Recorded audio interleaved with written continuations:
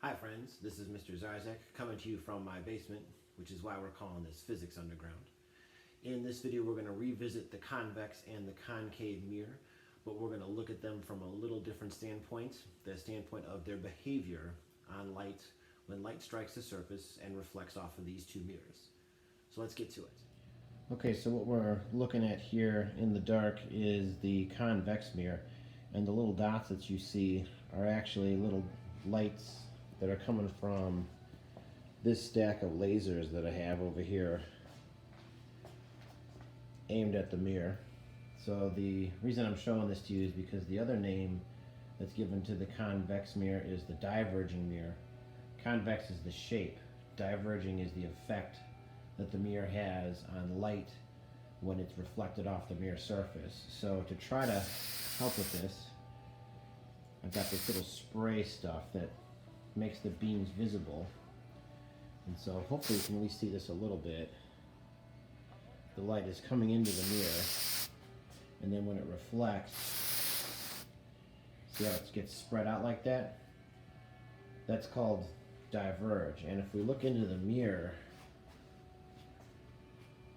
it looks kind of like the light from the laser is originating from a single point behind the mirror. That's the focal point. All right, because that's behind the mirror, it causes the light out here in front to be spread out away from that focal point, hence the name diverge. Diverge literally means to unfocus or to spread apart.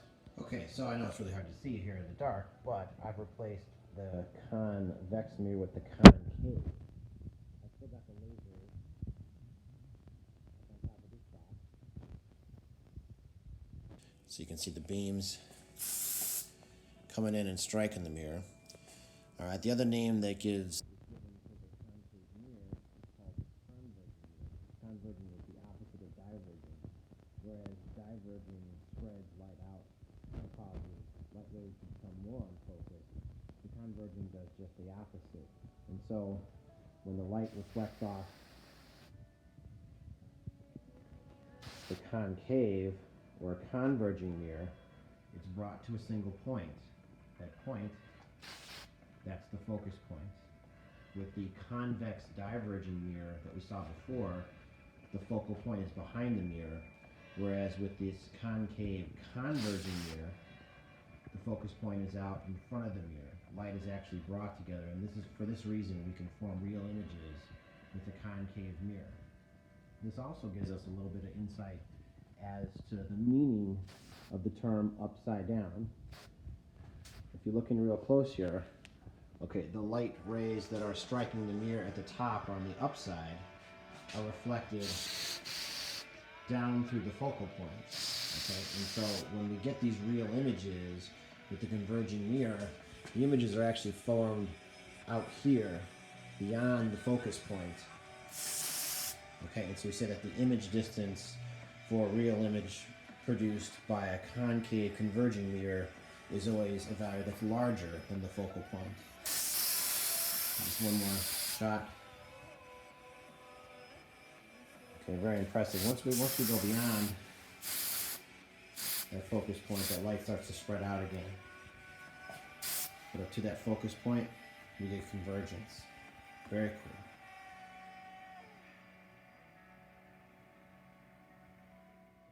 Here's the concave converging mirror just with a little bit more light, just so you can actually see. If you look in the image in the background, you can actually see my basement upside down. That window up near the top is down in the bottom. With a little bit more light, here is the convex diverging mirror.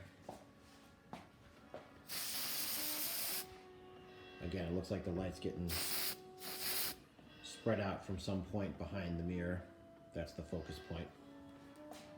Pretty cool. Okay guys, so just to recap, over here we have the convex mirror, that's also called the diverging mirror because it spreads light apart when it's reflected.